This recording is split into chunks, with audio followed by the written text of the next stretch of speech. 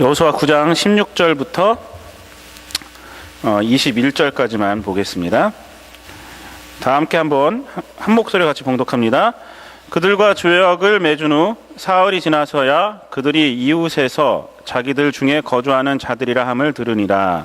이스라엘 자손이 행군하여 셋째 날에 그들의 여러 성읍들에 이르렀으니 그들의 성읍들은 기브온과 그비라와 부에롯과 기란여 아림이라. 그러나 회중 족장들이 이스라엘의 하나님 여호와로 그들에게 맹세했기 때문에 이스라엘 자손이 그들을 치지 못한지라. 그러므로 회중이 다 족장들을 원망하니 모든 족장이 온 회중에게 이르되 우리가 이스라엘의 하나님 여호와로 그들에게 맹세하였은즉 이제 그들을 건드리지 못하리라. 우리가 그들에게 맹세한 맹약으로 말미암아 진노가 우리에게 임할까 하노니 이렇게 행하여 그들을 살리리라 하고 무리에게 이르되 그들을 살리라 하니 족장들이 그들에게 이른 대로 그들이 온 회중을 위하여 나무를 패며 물을 깃는 자가 되었더라. 아멘. 이 말씀을 가지고 하나님 덕분에 살았습니다 라는 제목으로 우리가 함께 은혜를 나누도록 하겠습니다. 한번 따라해 보시기 바랍니다. 하나님 덕분에 살았습니다. 오늘 본문은요 사실 여호수아 9장 전체입니다. 네, 전체가 너무 길으니까 본문의 이제 중심이 되는 그 16절부터 21절까지만 우리가 읽었습니다. 이 여호수아 9장은요 우리가 안 읽어봤으니까 제가 잠깐 말씀을 드리자면 이스라엘이 이제 여리고성과 아이성을 정복을 했잖아요. 소문이 다 퍼졌어요. 가나안 땅에 다 퍼졌어요. 그래서 가나안의 여러 족속들이요 이제 이스라엘에 대한 대처를 하는 거예요. 대처를. 이스라엘 어떻게 해야 될까? 그래서 1절과 2절, 9장 1절과 2절 말씀은 군사 동맹을 맺습니다. 여러 족속들이 함께 모여서 우리가 이스라엘을 막자, 아니 이스라엘을 치자, 이렇게 군사 동맹을 맺어요. 그런데 그 중에 기브온 족속, 이 기브온 족속은요 그들과 동맹을 맺지 않습니다. 다른 방법을 취합니다.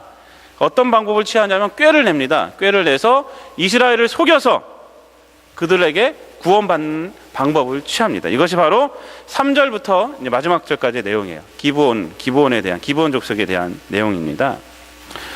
오늘 본문에서 우리가 주목해야 할 것이 있습니다. 그것은요, 이제 기브온이요, 이스라엘로부터 이제 큰 침략을 안 받겠다라는 그 학답을 받는데, 이 기브온 족속이 구원을 받게 된 그 근본적인 이유가 무엇이냐는 것이에요. 그들이 이스라엘 족속에게 낸 꾀가 성공했기 때문에 라고 우리가 겉으로 봐서는 우리가 생각할 수가 있습니다. 그런데 사실 이 기브온 족속의 이 거짓말을 하고 속이는 행위는요 사실 나중에 들통나면요 더 괘씸한 거 아닙니까? 여러분들 한번 사람들과의 관계에서 후에 속았다는 생각이 들면은 그 마음이 어떻겠어요?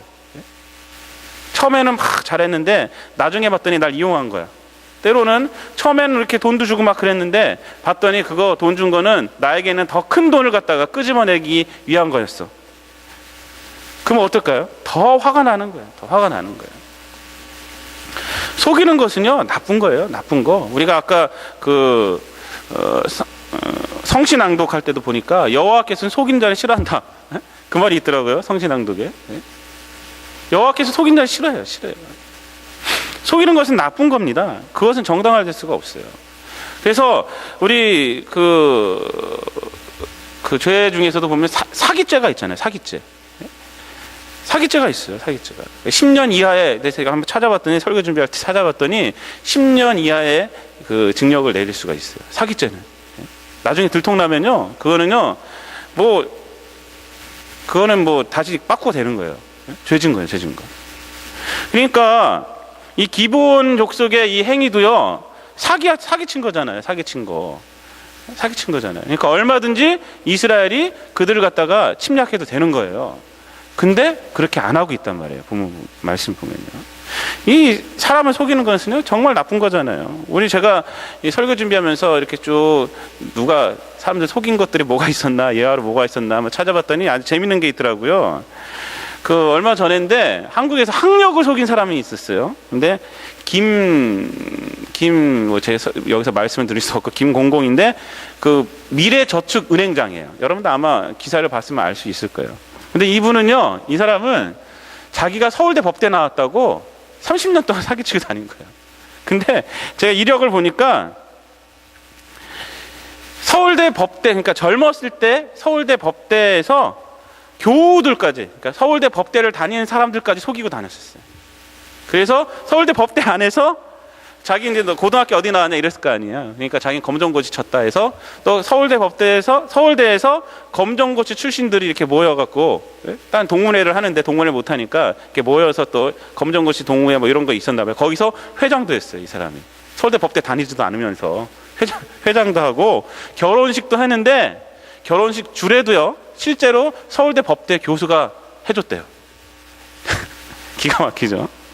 아무도 몰랐다는 거예요. 근데 어떻게 들통이 났냐면 그때 졸업 앨범을 만드는 과정에서 들통이 난 거예요. 이 사람이 서울대 법대 다닌 사람이 아니다. 그래서 제가 보니까 그때 기사가 났어요. 신문 기사에 났어요. 그럼에도 불구하고 이 사람이 인생을 살면서 30년 동안 계속 서울대 법대 나왔다고 또 말하고 다녔어요. 그래서 저축은행장까지 한 거예요. 미래저축은행장. 근데 이번에 저축은행이 이제 망했습니다. 망했는데 이 사람이 몰래 밀항하려다가 잡힌 거예요. 잡혀갖고 다 드러난 거예요. 자기가 학력도 속이고 다녔던 사람이고 과거에 그런 전력이 있었던 사람인 게 다 들통나고 지금은 구치소에 있다 그래요. 구치소. 제 기사를 보니까 구치소에서 자살을 시도하려고 그랬대요. 자살. 너무 창피한 거예요. 이제 자기가 이제 들통나니까 너무 창피한 거예요. 우리나라를 떠들썩하게 했던 2007년도에 그 신정아 교수 사건도 있잖아요. 그분이요, 동국대학교 조교수였고요. 그 당시에 2007년도에 광주 비엔날레 그 공동예술 감독으로 지정됐던 분입니다. 그리고 성공미술관 큐레이터로 활동했던 그런 분이에요. 이 여자분이요. 근데 그의 학력이 예일대 박사라고 했었어요. 그때 당시에 예일대 박사라고 했어요. 근데 사실은 한국에서 고등학교 나오고 미국 캔자스대에 중퇴예요. 그게 다예요. 근데 자기 학력을 속였던 거예요. 그래서 동국대학교 조교수까지 하고. 그래갖고요, 2007년도에 우리나라 열풍 군 게 뭡니까? 학위를 조사하는 게 열풍이 불었어요. 그래서 그때 사람들이 이실직고한 사람들이 많아요. 저 원래 학위는 원래 이렇지 않습니다라고.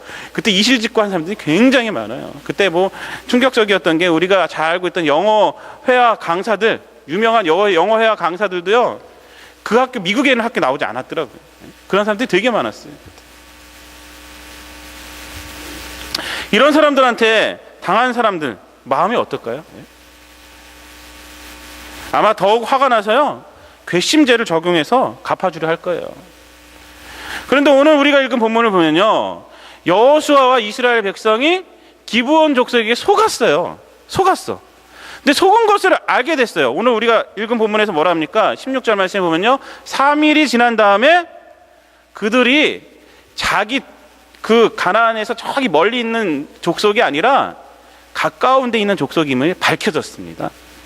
그런데도 이스라엘 백성들이요, 아무런 조처를 취하지 않고 있습니다. 속았으면요, 더 괘씸해서 그들을 더 강하게 정복해도 될 텐데 아무런 조처를 취하지 않고 있어요. 그렇게 못하고 있어요. 정확하게 말하면 그렇게 못하고 있어요.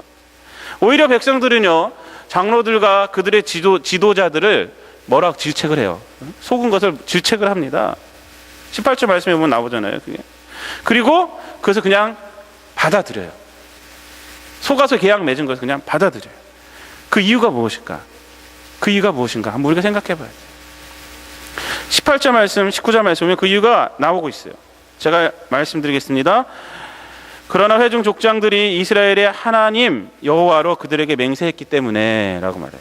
19절엔 또 뭐라고 말합니까? 모든 족장이 온 회중에게 이르되 우리가 이스라엘의 하나님 여호와로 그들에게 맹세하였은즉 이제 그들을 건드리지 못하리라. 뭐냐면요, 다른 것이 아니에요. 속아서 좀 분노하긴 하지만 계약을 맺는 데 있어서 하나님 이름으로 맺었다는 거예요. 하나님 이름으로. 그들의 주인 되시는 하나님 이름으로 맹세했기 때문에 그 기브온 족속은 살려줘야 한다는 거예요. 그리고 살려줄 수밖에 없다는 거예요. 이게 이스라엘의 입장입니다. 그렇다면 기브온 족속의 입장에서 멸망당하지 않은 이유가 무엇입니까? 뭐 때문에요? 하나님 때문이에요. 하나님 때문에. 오늘 말씀 제목처럼 하나님 덕분에 산 거예요. 하나님 덕분에. 하나님 덕분에. 여기서 우리가 성경의 중요한 신학적인 사실을 우리가 알 수가 있습니다. 그것은 뭐냐면 구원은 하나님으로부터 오는 것이라는 거예요. 하나님부터 오는 거예요. 이 사실은요, 신구약을 쫙 이어주고 있는 것입니다. 그 삼성을 갖다가 그 세우신 이병철 그 회장 아시죠? 고 이병철 회장. 2011년도 12월 31일에 중앙일보에 게재된 내용인데, 이분이요, 살아있을 때 그 천주교 신부였던 그 차동엽 신부에게 그 종교적인 그 질문을 갖다가 보냈습니다. 24개를 보냈어요. 24개. 근데 이 차동엽 신부가 그때 답을 못했어요. 그리고 그 한 달 후에 그 종교적 질문을 보낸 한 달 후에 이병철 회장이 죽었어요. 죽기 전에 이제 그걸 보낸 건데, 차동엽 신부가 이제 답변을 공개하지 않고 있다가 이제 공개를 했는데, 그 질문에 대해서 그 인터넷에 보면요, 우리 개신교 목사님들이 또 이렇게 답을 정한 것들이 있어요. 근데 그 중에 이런 질문이 있습니다. 24개 질문 중에 무슨 질문을 했냐면, 종교의 종류와 특징이 무엇인가? 라는 그런 질문을 갖다가 했습니다. 그 7번째인가? 정확하게 모르겠어요. 그래서 우리 목사님 한 분이 이제 답을 정하는데 인터넷에 있길래 제가 이거 봤습니다. 그분이 대답하기 이렇게 대답을 했어요. 종교의 종류와 특징 중에서 종교는 크게 둘로 나눌 수 있습니다. 첫 번째는 자력 종교이고 두 번째는 타력 종교입니다. 자력 종교란 자기의 힘으로 구원의 길을 찾을 수 있다라고 말하는 종교이고, 타력 종교는 자기 힘으로는 구원받을 수 없다. 누군가의 도움을 받아야 된다. 그래서 대부분의 종교는 이 자력 종교이고, 유독 기독교만 이 타력 종교입니다 라고 설명을 했어요. 기독교는 자기 힘이 아니라 타인의 힘으로 구원의 길을 찾는 종교이다. 타인이란 바로 여기서 예수님을 말한다. 인간의 노력으로 신을 찾을 수 없으므로 하나님께서 예수님을 보내주셔서 자신을 보여주셨고, 그래서 그분을 믿으면 구원을 받을 수 있는 종교가 바로 이 기독교이다라고 답을 내렸습니다. 근데 이분이 이런 예화를 들었어요. 하나님은 자비로우신 분이므로 인간의 힘으로 도무지 감당할 수 없는 것을 요구하지 않으셨다. 태양을 스스로 만들어서 그 빛과 열을 사용하라고 하지 않으시고 태양을 만들어 주시고, 공기를 스스로 만들어 마시라고 하지 않으시고 공기를 만들어 주셨고, 그와 마찬가지로 구원도 마찬가지다. 구원도 인간이 할 수 없기 때문에, 인간은 할 수 없는 존재이기 때문에, 그래서 하나님께서 예수님을 이 땅에 보내주시고 그분을 통해서 우리가 구원받게 해주셨다. 그래서 그렇게 대답을 이렇게 적은 걸 제가 봤습니다. 여러분, 그렇습니다. 기독교의 가장 중요한 사상 중 하나인 그 구원론은 뭐냐면, 우리가 구원받은 것은 나의 잘남이나 나의 깨달음, 어떤 특수한 지식을 깨달았기 때문이 아니라 하나님께서 하신 행동, 즉 예수 그리스도의 죽으심과 부활을 믿음으로 되었다라는 것이에요. 즉 인간에게 구원의 그 원인, 인간에게 구원의 동인이 있는 것이 아니라 누구에게 있는 거예요? 하나님께 있다는 거예요. 하나님께 있다는 거예요. 마태복음 20장 그 1절부터 16절까지 보면요, 예수님께서 포도원 일꾼 비유가 나옵니다. 그 내용을 보면요, 포도원 주인이요, 이른 아침에 나가요. 이른 아침에서 일꾼을 데리고 옵니다. 그리고 또 3시에도 나가고 6시에도 나가고 9시에도 나가고 11시에도 나가요.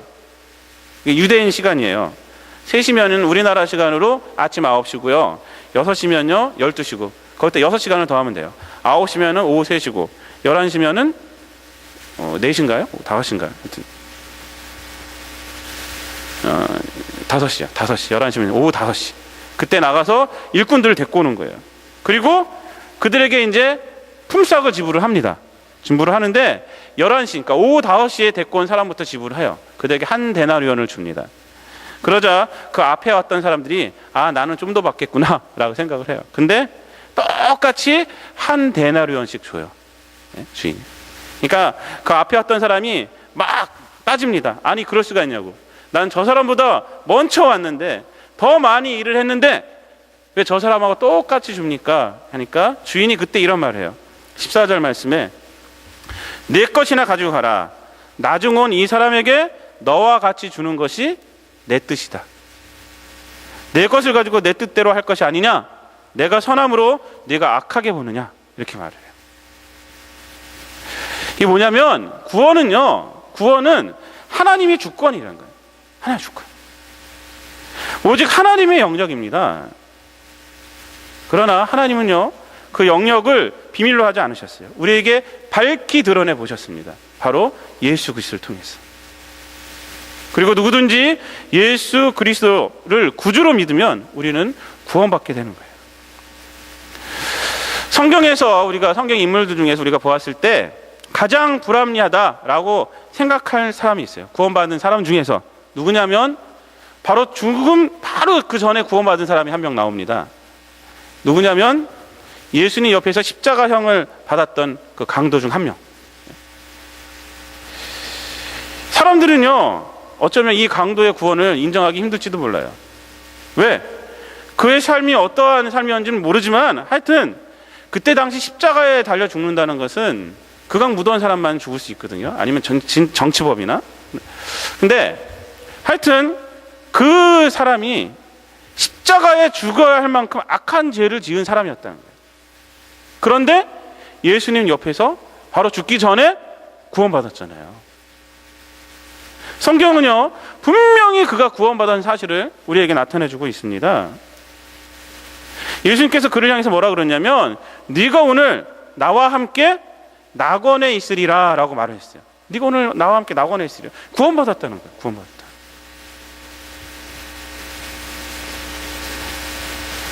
근데 이 누가복음 23장 그때 그 내용을 보면요, 무슨 내용이 나오면 이 사람이 그냥 구원받은 것이 아니에요.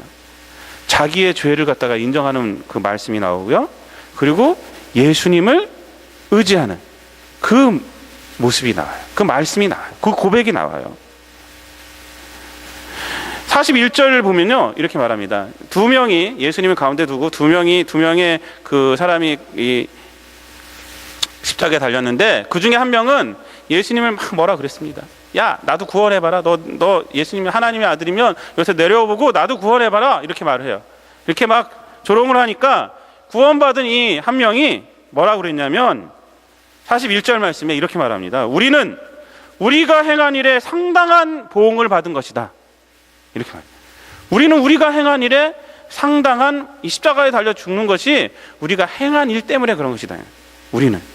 그러나 이에 당연하거니와 이 사람이 행한 것은 옳지 않은 것이 없다라고 말합니다.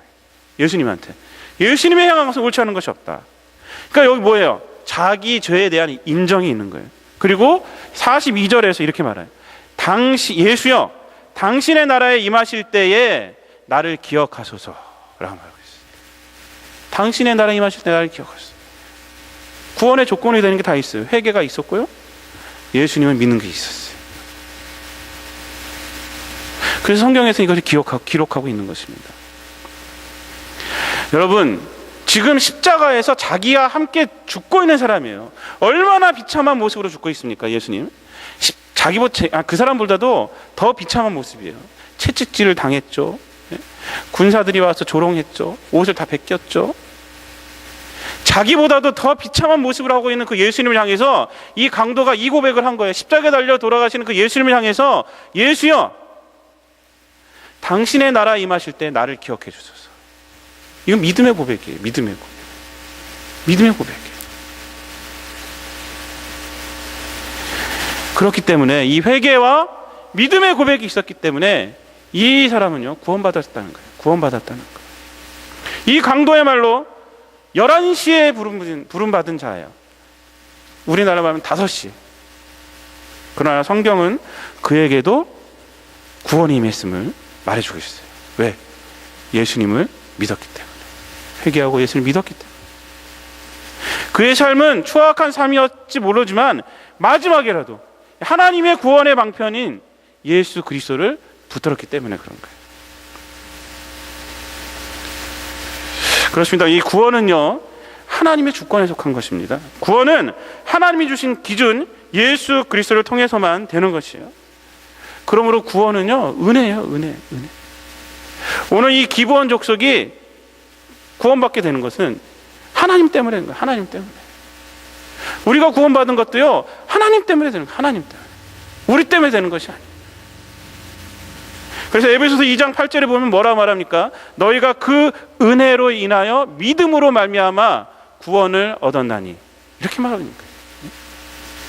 이것이 너희에게서 난 것이 아니요 하나님의 선물이다라고 말하고 있는 것입니다. 구원은요, 우리가 하나님을 믿고 하나님 의지할 때 나타나는 것이에요. 또 여호수아 9장 오늘 본문에서요, 우리가 알 수 있는 것은 뭐냐면, 우리가 구원받았다는 것은요, 추상적인 은혜가 아니라 실제적인 은혜라는 거예요. 구원의 은혜는요, 추상적인 것이 아니라는 거예요. 삶에서 나타난다는 것입니다. 여러분, 기브온 족속이 하나님의 이름으로 한 맹세로 인해서 구원받았잖아요. 그 결과 어떤 혜택을 누렸습니까? 생명을 보장받았어요. 생명을 보장받았어요. 그 가나안 족속을 다 쳤는데 이 기브온 족속만 안 쳤잖아요. 생명을 보장받는. 또 나아가서요, 그들은요 이스라엘 민족에게 보호를 받는 것도 나타나요. 우리가 이 여호수아 10장을 보면요, 어떤 내용이냐면, 다른 족속들이요 기브온 족속하고 이스라엘 족속하고 화친하게 된 것을 알게 됩니다. 알게 돼요. 그래서 다른 족속들이 이 기브온 족속을 갖다가 쳐들어와요. 그때 이스라엘이 이 기브온 족속을 도와요. 돕습니다. 그것이 바로 이 여호수아 10장 내용입니다. 또 사무엘하 21장을 보면요, 다윗 왕이 이제 통치를 하기 시작했는데 3년 동안 가뭄이 오는 거야. 가뭄. 왜 가뭄이 오는지 몰라. 그래서 다윗이 하나님께 기도를 합니다. 하나님, 왜 가뭄이 옵니까? 기도했더니 하나님께서 뭐라고 그러시냐면, 사울 왕이 이스라엘을 위한 열심만으로 기브온 족속을 공격했기 때문에 그렇다라고 말을 해요. 왜? 기브온 족속은 이런 언약이 지금 여호수아 9장에 있었는데 그것을 무시하고 자기에 대한 열심만으로, 자기와 자기 나라에 대한 열심만으로 이 여호와의 이름으로 그 계약했던 이것을 무시하고 쳐들었기 때문이다라고 말을 합니다. 이거 사무엘하 21장에 보면 나와요. 그래서 이 다윗 왕이 그 기브온 족속에게 찾아갑니다. 그리고 그들과 화친을 해요. 뭐 어떻게 해줄까? 이렇게 하면서 화친을. 그것이 사무엘하 21장의 내용입니다. 하나님은요, 사울 왕은 잊어버렸고 다윗 왕도 잊어버렸어요. 근데 하나님은 기억하고 있던 거예요. 이 계약을 기억하고 있던 거예요. 하나님으로 인해서 구원받게 됐다는 것은요, 실제적인 은혜예요. 실제적인 은혜. 생명을 보장받고, 우리가 또 살면서 보호받고. 지금 우리가 구원받았다는 것은요, 우리가 예수님을 믿음으로 하나님의 자녀가 되고 구원받았다는 것은요, 현재에는 내 삶을 변화시키고, 그래 하늘의 기쁨을 갖게 되는, 하늘을 소망하게 되는 이 삶에서 우리가 변화가 나타나는 거예요. 그 은혜이고요, 후에는요, 심판날에 담대함을 갖게 되는 은혜예요. 심판받지 않는, 심판대 앞에서 우리가 예수님을 의지해서 담대함을 가질 수 있는 그런 은혜를 갖게 되는 것입니다. 성경을 보시면요, 이 구원받는 은혜가 실제적인 그 변화 있는 은혜임을 고백하는 것들이 얼마나 많이 나오는지 모릅니다. 에베소서 2장 보면요, 이렇게 고백합니다. 그는 허물과 죄로 죽었던 너희를 살리셨도다. 그때 너희는 그 가운데서 행하여 이 세상 풍조를 따르고 공중의 권세 잡은 자를 따랐으니 곧 지금 불순종의 아들들 가운데서 역사하시는 영이라. 전에는 우리도 다 그 가운데 우리 육체의 욕심을 따라 지내며 육체와 마음에 원하는 것을 하여 다른 이들과 같이 본질상 진노의 자녀였더니 긍휼이 풍성하신 하나님이 우리를 사랑하신 그 큰 사랑을 인하여 허물로 죽은 우리를 그리스도와 함께 살리셨고 너희는 은혜로 구원을 받은 것이라. 완전히 변했어요. 진노의 자녀에서 하나님의 자녀로 됐다. 골로새서 1장 21절 22절을 보면요, 전에 악한 행실로 멀리 떠나 마음으로 원수되었던 너희를 이제는 그의 육체의 죽음으로 말미암아 화목하게 하시고 너희를 거룩하고 흠없고 책망할 것이 없는 자로 그 앞에 세우고자 하셨으니. 옛날에는 하나님과 원수가 됐다. 그런데 어떻게 됐다고? 이제 그분의 육체의 죽음으로 말미암아 구원받은 우리들 이제 하나님과 화목하게 되고, 우리를 이 땅에서 어떤 사람이요? 이제 거룩하고 흠없고 책망할 것이 없는 자로 이렇게 변해. 베드로전서 2장 9절에 보면 더 확실하게 나옵니다. 너희는 택하신 족속이요 왕같은 제사장이요 거룩한 나라요 그의 소유된 백성이니 이는 너희를 어두운 데서 불러내어 그의 기이한 빛에 들어가게 하시니 아름다운 덕을 선포하게 하려 하심이라. 너희가 전에는 백성이 아니더니 이제는 하나님의 백성이요, 전에는 긍휼을 얻지 못하였더니 이제는 긍휼을 얻은 자다. 이렇게 말하고 있어요. 이렇게 대비하고 있어요. 이 세상에서 변화되었다는 거예요. 우리가 지금 변화됐다는 겁니다. 구원받았다는 것은요 역동적이고 실제적인 거라는 거예요. 실제적인 거. 여러분, 기브온 족속이 하나님의 은혜가 아니었으면 어떻게 되었겠습니까? 아마 괘씸죄로 더욱 비참하게 멸망당했을 거예요. 이스라엘 민족이 하나님을 믿는 민족이 아니었다면요 저것들이 날 속였어? 하고 어떻게 했을 거예요? 더 비참하게 죽었을 거예요.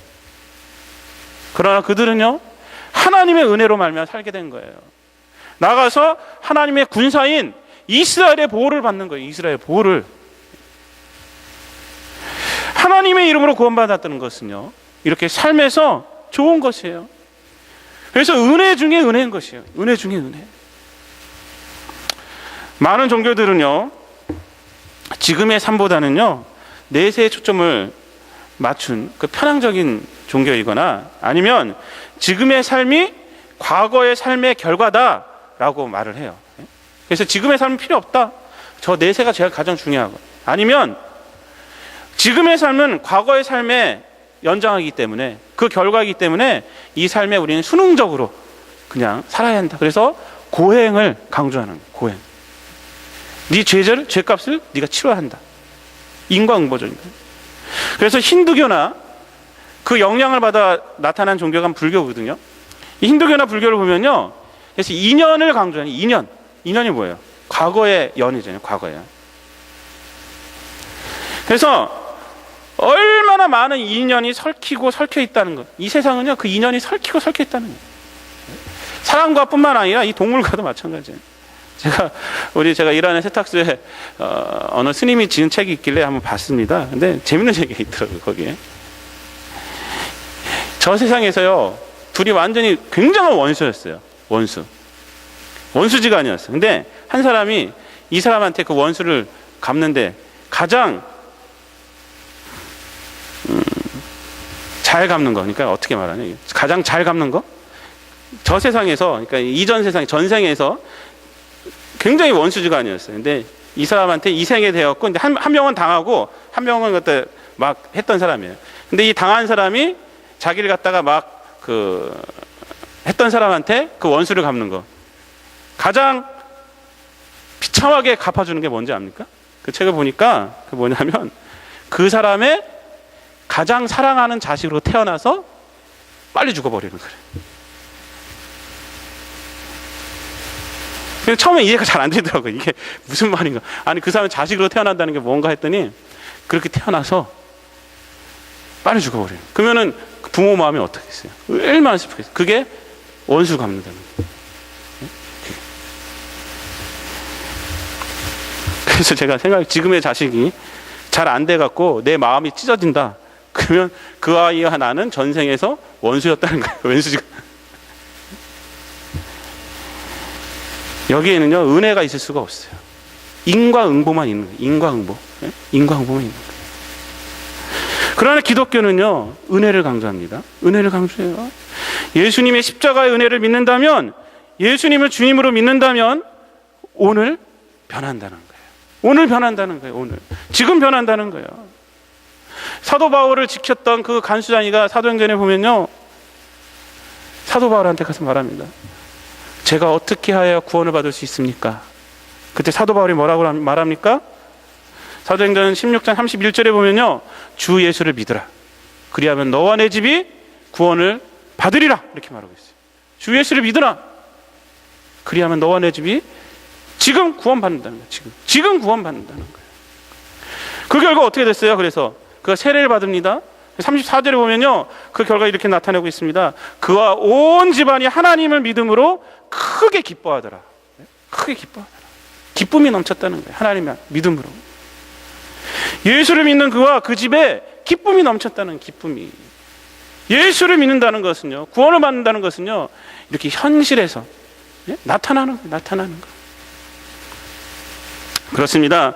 예수님을 믿는다는 것은요, 구원받는다는 것이고, 우리 삶이 변한다는 것이고, 우리의 삶에 하나님이 주시는 기쁨이 넘친다는 거예요. 또 구원받으면요, 현재의 삶뿐만 아니라 후에 심판대 앞에서도 실제적인 효과가 있다라고 성경은 말하고 있습니다.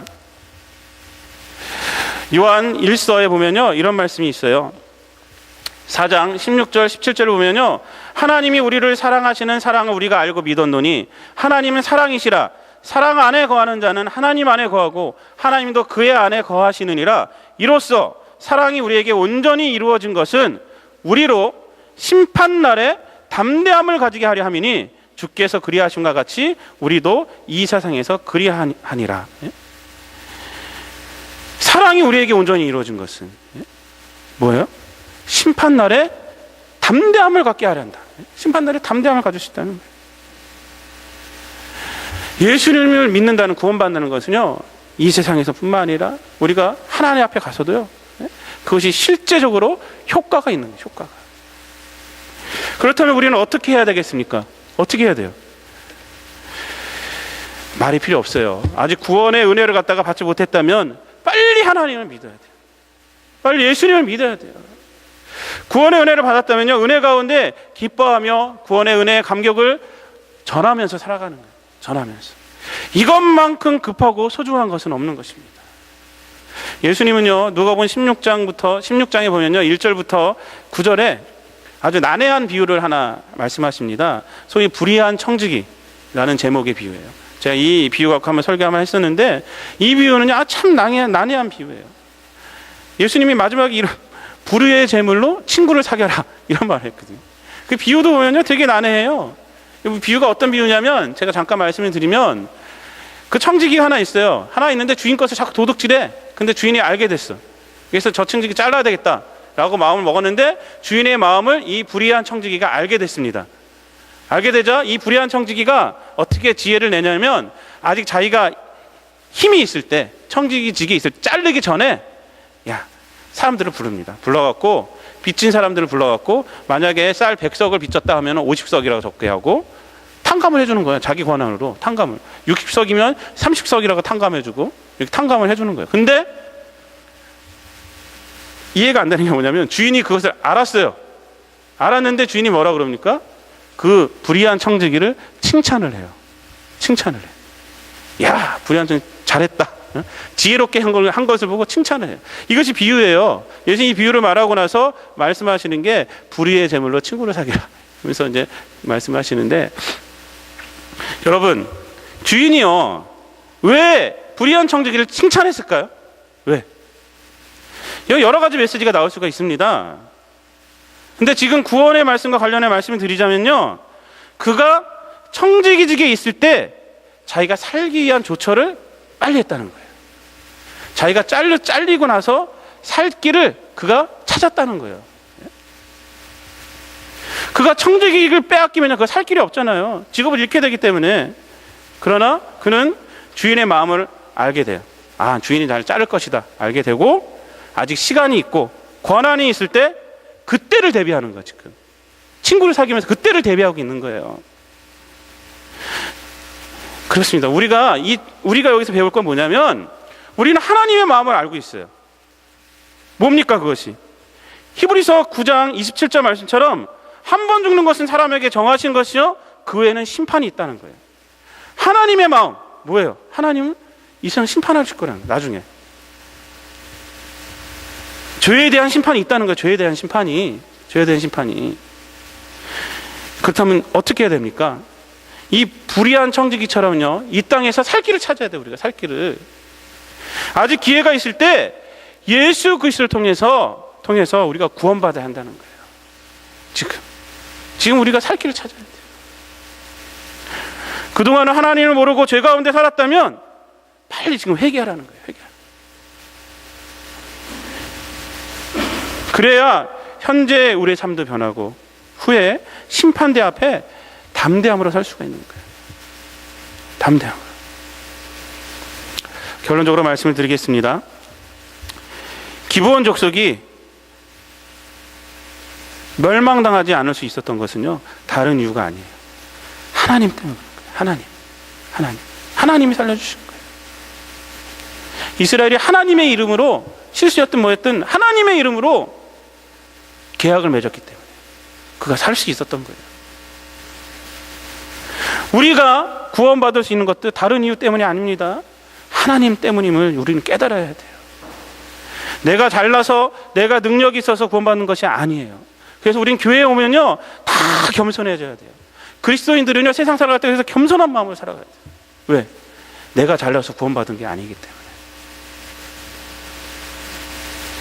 그리고 또 하나, 오늘 말씀에서 우리가 꼭 기억할 것은, 우리가 받은 구원의 내용은요, 실제적인 거란 거예요. 어떤 거요? 이 세상에서 하나님의 백성으로 변화된다는 거예요. 그리고 이 땅에서 구원의 기쁨으로 살아간다는 거예요. 또 어떤 것입니까? 심판날에, 우리가 죽고 나서 심판날에 하나님 앞에 담대함으로 설 수 있다는 거예요. 담대함으로. 이런 실제적인 거라는 거예요. 예수 믿는다는 것은. 사랑하는 성도 여러분, 우리는 하나님 때문에 구원받았음을 믿으시길 바랍니다. 우리의 구원은 허상이 아니라 지금 나의 삶의 변화를 주는, 힘을 주는, 나의 삶을 일으키는 그런 구원이심을 믿으시길 바랍니다. 나아가서 심판날에 담대하게 하나님 앞에 설 수 있는 그런 구원임을 믿으시기를 바랍니다. 이 믿음으로 이 한 주간도 살아가셔서 승리하시는 삶을 살아가시기를 우리 주님 예수 그리스도 이름으로 축복을 드립니다. 기도하겠습니다. 사랑과 은혜가 충만하신 아버지 하나님, 하나님의 은혜로 저를 구원하여 주심 감사를 드립니다. 또한 구원받음이 허상이 아니라 우리 삶에서 실제적인 변화임을 저희들 깨닫게 하여 주심을 감사를 드립니다. 이제는 죄인의 자식이 아니라 하나님의 자녀에게 하여 주시고, 우리를 마음속에 헛된 소망을 바라보지 않고 참 소망을 바라보며 살아가게 도와주시고, 하늘의 기쁨을 느끼고 하늘의 평안을 간직하며 살아갈 수 있도록 하여 주심 감사를 드립니다. 또한 우리가 심판날에 하나님 앞에 담대함으로 설 수 있는 그러한 또한 구원임을 또한 감사를 드립니다. 아버지 하나님, 늘 이것을 잊지 않고 겸손한 마음으로 저희를 살아가게 도와주시고, 이 사실을 통하여서 우리가 늘 기뻐함으로, 또한 이 사실을 모르는 자들에게 또한 구원의 복음을 전함으로 살아가는 우리 모든 성도들 될 수 있도록 하나님 함께하여 주시옵소서. 이 모든 말씀을 구원하신 예수님의 이름으로 기도드리옵나이다. 아멘.